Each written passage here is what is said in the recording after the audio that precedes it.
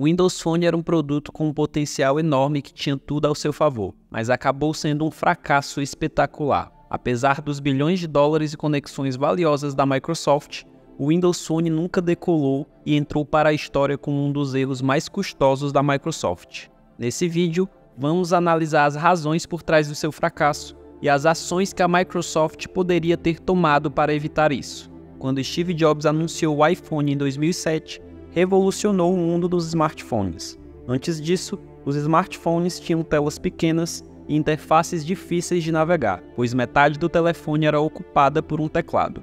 O que Steve Jobs apresentou foi um divisor de águas, não apenas para os fãs da Apple, mas também chamou a atenção dos engenheiros do Google, que haviam estado trabalhando em seu próprio smartphone e tiveram que começar do zero com um design de tela sensível ao toque. Quando o Android finalmente foi lançado, mais de um ano depois, o iPhone já havia conquistado a coroa de smartphones.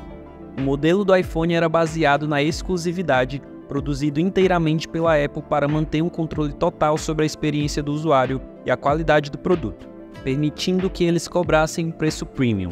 Para ter sucesso, o Android adotou uma estratégia diferente, tentando ser amigo de todos, fazendo parcerias com tantos fabricantes de telefones quanto possível, com o apelo de serem baratos, mas funcionais. Durante algum tempo, o mundo dos smartphones estava equilibrado, com Android e iPhone ocupando segmentos muito distintos do mercado. No entanto, esse equilíbrio logo foi perturbado pela Microsoft, que, dentre as três empresas, tinha a maior experiência com dispositivos móveis. Em 1996, Bill Gates apresentou o PC de mão, que era mais um mini laptop. Rodando o Windows CE, o sistema operacional era uma modificação do Windows 3 para funcionar nas especificações mais baixas possíveis. Ao longo da década seguinte, a Microsoft desenvolveu essa linha de produtos extensivamente.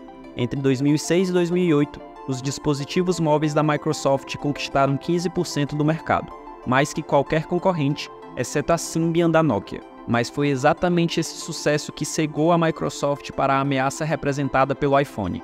Quando Steve Ballmer, CEO da Microsoft na época, foi questionado sobre o iPhone, sua reação não envelheceu bem. Ele subestimou o iPhone, chamando-o de o telefone mais caro do mundo e dizendo que não apelaria para clientes empresariais por não ter um teclado. Levou um ano de queda na participação de mercado para a Microsoft perceber que algo precisava ser feito. Quando finalmente decidiram agir, a Microsoft começou a desenvolver um dispositivo móvel baseado em tela sensível ao toque em 2008 e levou apenas 2 anos para prepará-lo para o mercado. O produto que Steve Ballmer revelou era único, oferecendo tiles com informações ao vivo no lugar de ícones estáticos.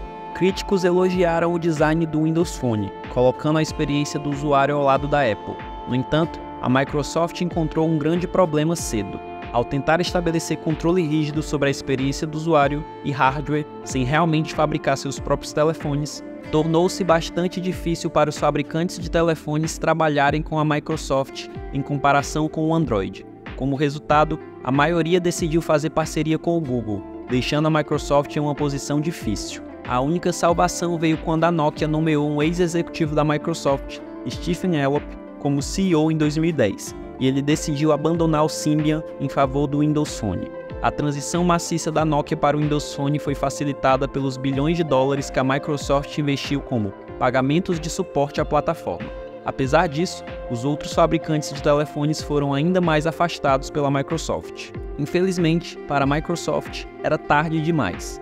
Quando conseguiu solucionar seu problema de produção, 4 anos após a introdução do iPhone, a participação de mercado caiu para 2%. A loja de aplicativos do Windows Phone estava vazia nos primeiros 3 anos, sem Instagram, YouTube ou quase nada. Após uma queda de 75% dos preços das ações da Nokia em 2013, a Microsoft acabou comprando a divisão de telefones celulares da Nokia por 7,2 bilhões de dólares em 2014, apenas para dar baixa de 7,6 bilhões no ano seguinte e demitir quase 8 mil funcionários. A Microsoft manteve o Windows Phone em suporte vitalício até outubro de 2017, mas estava claro que já havia morrido há muito tempo. Poderíamos imaginar um caminho diferente para o Windows Phone se a Microsoft não tivesse sido tão rígida em sua filosofia original. Se estivesse disposta a comprometer o controle sobre a produção, poderia ter convencido facilmente os grandes fabricantes a usar o Windows Phone em vez do Android.